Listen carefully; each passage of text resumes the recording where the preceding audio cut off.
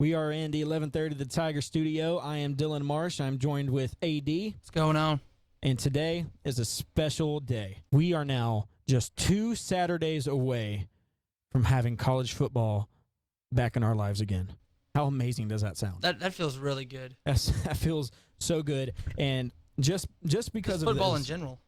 you know, there's no football on today, which is very sad, but what there is us. What we're going to talk about. We're going to give everybody our top 5 games for week 1 and why you should watch them and matchups and everything like that. And we're going to start off with a very intriguing first game of Saturday. The first game on Saturday at 12 p.m. on ABC. You have the Oklahoma Sooners going up against the Houston Cougars, and this is probably one of the most exciting games, like for me. You know, being, I guess you could say, an Oklahoma fan. Mm-hmm. And, you know, just because you have these 2 explosive offenses, and then it's going to be one of those shootout games where last person has the ball. Yeah, but these 2 teams' defense is a huge question mark because Oklahoma lost a lot of key components last year that helped them make to the college football playoff. And also, they had a great secondary, which was anchored down by Zach Sanchez. And Houston last year was all about their offense. And what I think is going to be a huge factor for them is, of course, their quarterback, Greg Ward Jr. Greg Ward Jr. is one of those quarterbacks. Well, first off, Houston's offense is really, I guess you could say, unorthodox because Greg Ward Jr. is, I don't want to say he's like a running back that plays quarterback, but they use him, he's more effective running the ball because their offense is a high-paced rushing offense. Greg Ward Jr.'s stats last year were pretty good, but, you know, for a quarterback, you know, his stats were only, you know, he completed 67% of his passes, which is a good high number. Yeah, that's a good number. But their offense is a lot of short pass routes, little bootleg flares. But he had 2,800 yards, 17 touchdowns, and 6 interceptions, which is, you know, respectable. But his rushing statistics is what gets me. He had 198 carries. He had more carries than the actual running back. Yeah. For 1,100 yards and 21 touchdowns. Almost twice as many touchdowns. And so that shows how big of a part he is for this Houston offense. Very Keenan Reynolds. Yeah. And with Kenneth Farrow going to the NFL and all, getting drafted by the Chargers, that brings up Javin Webb. Javin Webb went to Evangel Christian Academy here in Shreveport. And he's going to be getting a lot of carries this year for the Cougars. And, you know, last year was pretty effective. He had 277 yards and 4 touchdowns. And got a decent amount of carries, too, so he's a little familiar with the offense. And being a junior, I think, you know, this is when people start really getting to, you know, scouts really starting to be able to see, like, a running back of his type because he's one of those ground and pound running backs, but he's got speed to break to the outside, too. And with that being said, you know, like I said, Houston is a real fast-paced running team, like read option and quick pass offenses. With that offense, it's all good and dandy, but when you go up against a team like Oklahoma, where having this offense, you know, lately it has its pros and cons because Oklahoma's defense, at least last year, what it was is that their linebacking core and defensive line is great to where the secondary can make plays. The secondary could, you know, cover deep mostly. But with the defensive line that they had forced their opponents to throw short passes where their linebacker core really couldn't.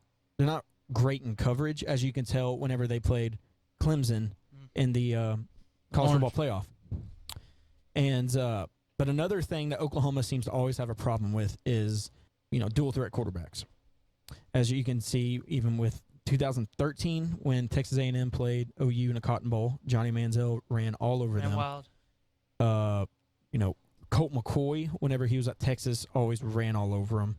Deshaun Watson last year, Sean Watson the year before, Taj Boyd, it just every time there's a dual threat quarterback against, they're really hard to stop for anybody, but against Oklahoma, it seems to always be a huge factor. So the factor for Oklahoma is for their linebackers to be able to cover the short routes, but then also to contain the quarterback and keep him in the pocket. And the defensive line to basically just bust through, just overpower that Cougar offensive line. A lot of old school defense. And Oklahoma lost a lot of key components on defense with Sanchez at cornerback, Eric Stryker at outside linebacker, and Charles Tapper at defensive tackle. And they've reloaded. They have great freshmen coming in, but they might be freshmen and might not really play as well. But I remember, you were telling me about this this new guy they got in Preston Spring. Mm-hmm. Him and Caleb Kelly. Caleb Kelly is a linebacker who, like, one of the top linebackers in the country. Yeah, Caleb Kelly had a huge spring game and was one of, I think he led statistically all the defensive players in tackles. And so he's going to be a force to be reckoned with, even as a freshman. But on the flip side of Oklahoma is their offense, with Baker Mayfield as a quarterback, who a lot of people think got snubbed for the Heisman last year by not getting invited to New York. Okay, but then invited. Yeah, he's got snubbed in that sense. Yeah. Then you have Samaje Perine and Joe Mixon in the backfield, which behind LSU, I think, has the best 1-2 combo in the backfield behind Fournette and Geis. Okay. I definitely agree with that. But losing Sterling Shepard is a huge blow to Oklahoma. Sterling Shepard he's about 5'10". He's not really big, but he was easily one of the best receivers last year in the country. He came in clutch, getting first down catches. He could burn the secondary. Good route runner. He had 86 receptions, 1,200 yards, and 11 touchdowns last year. And his longest touchdown of the year was a 74-yard touchdown bomb through by Baker Mayfield. And, but with him gone, they still have D.D. Westbrook, and they have a Penn State transfer who sat out last year, Geno Lewis. He's a 6'1", 205-pound possession receiver, I guess you could say. He's not really known for his speed. He's kind of like a Calvin Johnson kind of. Mm-hmm. He can jump and catch. He's not really fast. He'll go and get you the ball. Yeah. And he was a standout receiver for Penn State, and then he sat out last year, and is now going to be playing as a senior this year for Oklahoma. And I think they'll be fine with that. They're definitely going to miss Sterling Shepard. And for some other reason I was going to say Russell Westbrook. I don't know why. But so in this game, where I think it's going to come down to defense solely, I think it's going to be which defense can have at least 3 stops, or who can make who punt at least twice. And because I think it's going to be a 2-possession game, but it's going to be a shootout. I think it's going to be one of those ones where the score doesn't reflect how close it actually was. I feel. Yeah, in the end. I think the winner is going to win by at least 2 possessions, but it's going to be a very high scoring football game. I'm going to take Oklahoma. I'm going to take them by I'm going to say 10 points, just because I think Baker Mayfield is going to be able to, if he can tear apart defenses like Tennessee. SEC defense. Yeah, but last year, the first half he didn't do anything. The second half, they finally came alive. And I will say Oklahoma's defense in that Tennessee game last year was the reason that they won. But that's when you're able to see what he could do. He can run out of the pocket. He can break tackles. He makes great reads. He can throw off balance. He's got heart, too. And he's got heart. And that's what I think is going to be a huge factor for Oklahoma, is if Mayfield stays healthy and keeps that passion that he had last year, which I think he will, because I watched the spring game and he was just going crazy. Even though he couldn't get hit, he was still going crazy. Running his mouth to everybody, and like a team kind of gathers around a leader like that. So yeah, I'm gonna take Oklahoma by 10 points. I like them. I'd rather go. I'd say 14. I don't have a problem putting 14 points, because I think OU? Yeah, definitely OU. Even if Baker Mayfield does struggle, I really love Samaje Perine and Mixon Samaje. Perine behind him Yeah. because they're veterans. They've been there. I think this is Samaje. Samaje. Is it senior year? Yes. Yeah, so he's been there. He knows the system. He can get it done if Mayfield struggles, which I really don't see that coming from the Houston defense, putting much pressure on him. Whoa, sorry. Samaje is going to be a junior. So he was only a sophomore last year? Yep. Oh, wow. All right, now the game I'm looking forward to the most. Like I said, the Oklahoma-Houston game is a game I'm most excited to see because of the high scoring. But this is the game I think is going to be the best game. LSU versus Wisconsin in Lambeau Field, home of the Green Bay Packers, to go to battle. And I don't know why I'm so excited about this game. I think it's because Wisconsin has the reputation of playing hardball just like LSU and Bama do. LSU has the reputation of playing down to their opponent also. Yeah.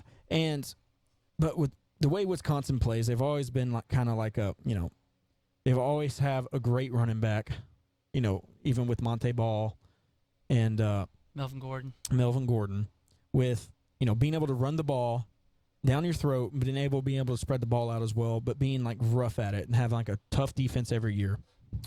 And then LSU being LSU. And, I think a feel-good story of this year is going to be, the flooding that's happening in Baton Rouge and how LSU is actually going out of the way so close to the first game of the season and helping everybody, go into shelters and bringing joy to everybody down there. And just, I have a feeling that they have a chip on their shoulder now to, possibly just make a playoff run to that city. Exactly. And this would be a year to do it. This would be a great year. Yeah, because this could potentially be Fournette's last year. Yeah, well, I think a lot of us believe it's going to be his last year. I like to keep hope. Even though we always seem to have good running backs behind our starters, Fournette's a guy you can't replace. Darius Geis is a solid backup behind him. And I think even though being a running team is what we're known for, I think in this game we're going to come out and try to pass the ball a little more. We're going to spread the offense out because that's been our problem in recent years. And if we can spread it against a quality defense, I would say, in Wisconsin, it definitely set the tone for the rest of the season. Yeah. Well, exactly. The main – I'm going to keep saying factor. I'm going to say factor a lot this show. But the main factor is definitely the play of Brandon Harris because we've seen what the offensive line can do. We've seen what Leonard Fournette can do. Oh, yeah. And we've seen what Geis can do as well. Geis is kind of the opposite of Fournette. He's not very big, but he's quick. He's elusive. He's agile. And he can break tackles as well. And so the offense, the question mark for the Tigers, especially the play from Brandon Harris, where, that's the ride or die for the Tigers this year to make it to the playoffs, especially against Alabama and even Wisconsin. But Wisconsin's defensive coordinator last year is now LSU's defensive coordinator. So he knows a couple things. Yeah, Dave Aranda, he's one of those defensive coordinators that people want to play for. I've talked about him in other podcasts of mine, but Dave Aranda had Wisconsin's defense last year in the top 12 to top 10 in all 5 major categories of defense last year in the whole country. And if he can do that with the talent that Wisconsin has. LSU has. No, with Wisconsin when he was there. Oh, okay, I get what you're saying. Just, nothing against Wisconsin. They are a great football team. But if he can bring that to an LSU defense. That's scary. And Les Miles has said his whole tenure at LSU, he's never seen a defense rally around a defensive coordinator like they have Aranda and believe in what he's saying. So he's talking about scary. Yeah, that's I think LSU's going to win this ball game by at least 21. I'm just confident about that just because I think their defense, this is a year the defense is going to be outstanding. I'm not going to say it's going to be as good as, the Tyrann Mathieu era, but it's going to be a good enough defense to be able to, test Alabama and possibly make a playoff run. Then also, I think it's a defense that's going to be able to handle an Arkansas team who a lot of people aren't talking about, but I think that they'll be better than most people are talking about.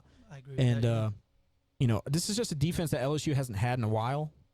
LSU has always got a great defense, but this is just something that's missing. And I think it was a great defensive coordinator because once Chavis left for A&M, it kind of went downhill for that little time. So I think LSU's defense is going to pick back up to where it was. For me in this game, I know you're looking at the defense.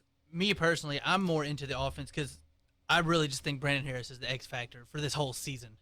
Because we have the talent in the wide receiver core, Traven Durrell, Malachi Dupree. They're big physical guys.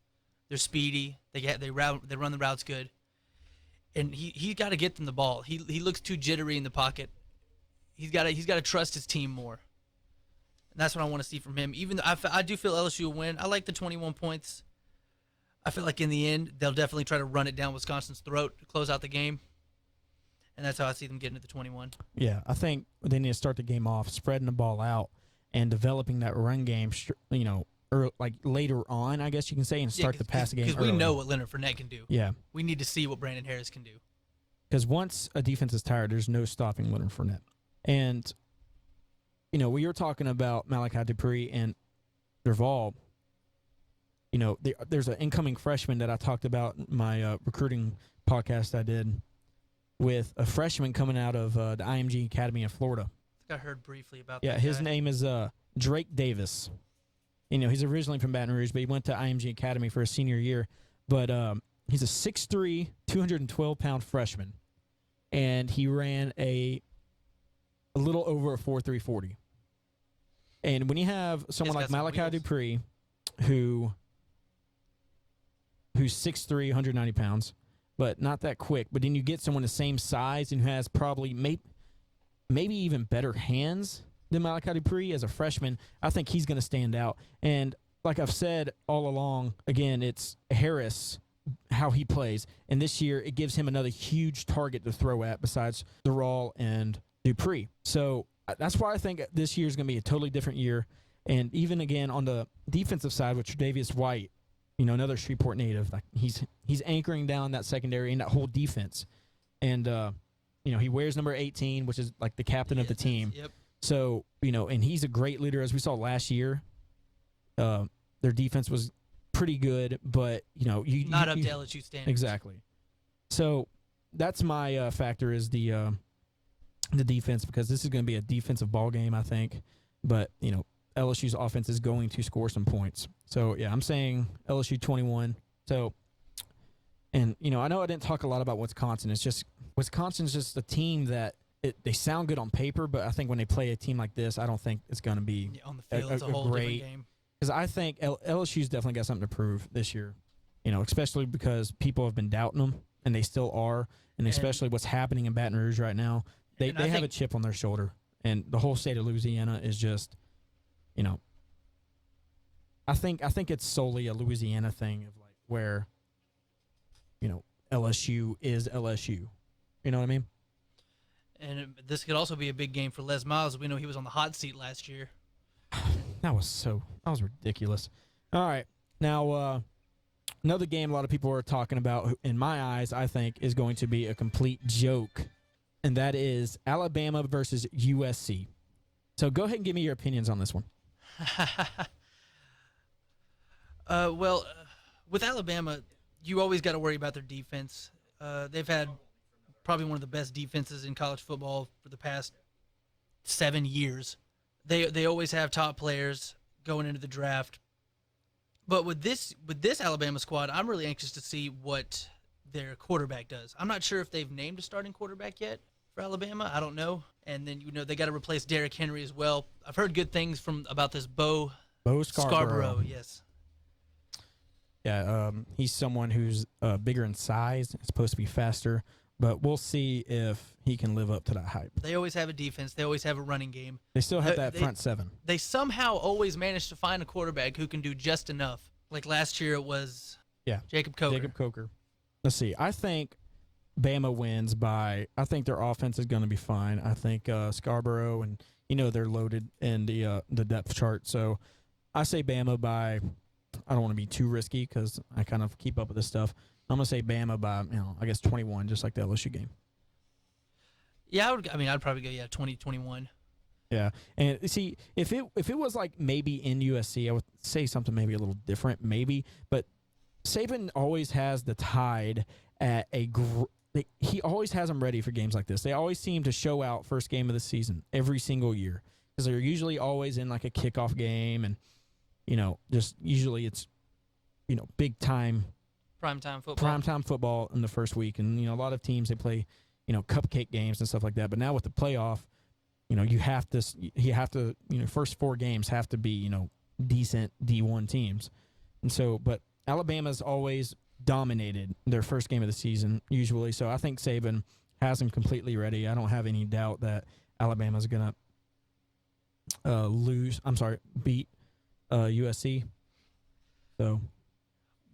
One thing about USC that is not good for them coming into the game is if you're playing an Alabama defense of that caliber and you don't even know who your starting quarterback is yet, that's not boding well for you.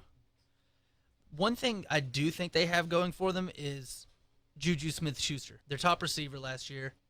That's their one key to being able to win this game. They have to blow the top off that defense early and show them that they're not going to back down if they want to have any shot of winning this game.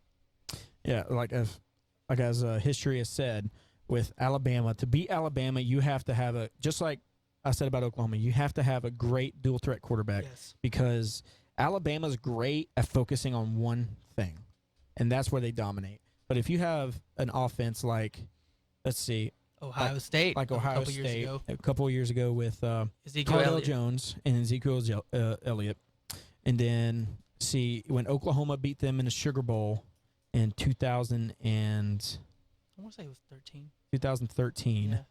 with Trevor Knight, when he threw all over him, but he also ran for like 80 yards with Johnny Manziel. Like I'm saying, history with Alabama's defense and dual threat quarterbacks is Cam Newton, Nick Marshall. Yeah, it's just, and USC doesn't seem to have that. They don't have a quarterback, ready to go up against this front seven. So I think Bama dominates. All right, so now we're moving on to the team Bama beat in the national championship last year, the Clemson Tigers versus the Auburn Tigers. War Eagle. It's going to be in Jordan-Hare Stadium at Auburn, and this is going to be an interesting game because because it's at Auburn. It's the War Eagle fans. It's it always seems to be hype there. Always seems to be a very hard place to win. But Clemson is returning so many starters from last year. Not a whole lot, but a lot. Especially on offense. But even if they lost a lot of players, they're still getting Deshaun Watson back. And you can't replace Deshaun Watson. Deshaun Watson is the best quarterback in the country in my eyes. And, he's a great passer. He's got so much zip on the ball. And this is a team that only lost to Alabama by 5 last year in the national championship. And the game was decided on an onside kick. A perfectly executed onside kick. Out of nowhere. And, and they blow out an Oklahoma team that had so much momentum by 30 points. And they got by North Carolina. You see, it was, they had to play number 10, number 4, and number 2 3 weeks in a row. And then they barely lost to number 2, which is an Alabama team, which deservingly is number 1. Yes. And with Deshaun Watson coming back and their defense, yes, they lost Shaq Lawson. Kevin Dodd. But this is a team where their defense is going to stay steady. They didn't have to really reload. They just had to replace some players. Their offense is still set. They still have most of their top returning receivers. And Auburn, on the other hand, with Gus Malzahn and, losing to Florida State a couple years ago in the national championship and Jameis Winston. Ever since Auburn has lost that game, it's been downhill for Auburn's program. Yeah, and it's kind of like that way. Every time they make it to the national championship, they go downhill just a little bit. Yeah, after they lost Cam Newton, even though they won that championship, still downhill. Yeah. And I was talking about Les Miles being on a hot seat. I don't think there's a hotter seat than Gus Malzahn. They're already ready to kick him out. It's been, 4 years? Yeah, Gus, yeah. Well, he's won a national title, so I think he'll stay for a while. But then we also thought that about Gene Chizik.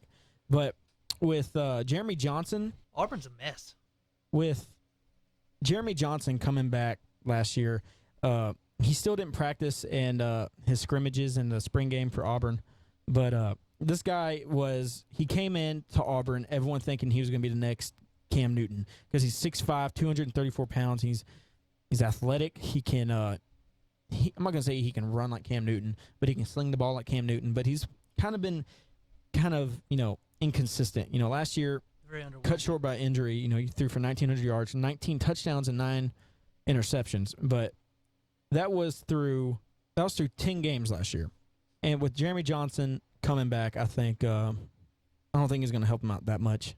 They're definitely not going to be as bad as they were last year. But can't get much worse than that. yeah. But I'm going to take Clemson by, I'm only going to say 7 points, 7 to 10 points there, just because Auburn's defense is always really good, especially against non-conference. I just got a good feeling about Clemson, but I think Auburn's going to give them a good fight. Well, that's a little different for me than 7. I would be willing to put 17 on them because I think this is a show out game for Clemson. Clemson is on a mission this year, especially after the disappointment in the national championship.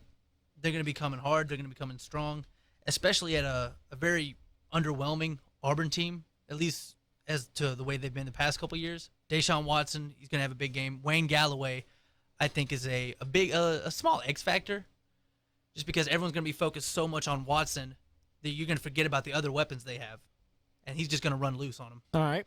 So our last game, which is on ESPN at 7, Ole Miss versus the Florida State Seminoles, and this is going to be this is the hardest. This is probably the hardest game for me to try to think about who's going to win, because this one I think is a toss up because Ole Miss and the SEC defense and Chad Kelly. There's something about Chad Kelly. He's got swag. He's got swag. But then also, if they do go, if he does go down, they still have Shea Patterson from Shreveport backing him up. And what I've heard nothing but praises from everybody down there in at Ole Miss about how well he is actually playing. And with that being said, and their defense, and with Ole Miss coming off a season like last year, and after Ole Miss coming off their blowout win against Oklahoma State in their bowl game, 48-20, and yes, Ole Miss lost LaCron Treadwell, but Chad Kelly, he threw for 4,000 yards, 31 touchdowns last year. He had a 155 passer rating. But LaCron Treadwell. Laquan Treadwell. LaCron Treadwell. He had a 585 passer rating last year.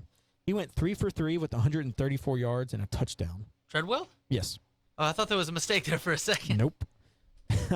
So, in Chad Kelly, he's also, I guess you can call him a dual threat. He doesn't run that much. He ran for 500 yards. He had 10 touchdowns last year, but that's more along lines of the end zone. I think he's a smart runner. He runs when he knows he has to and he needs to. Yeah, with Treadwell gone and Cody Core gone, their top 2 receivers.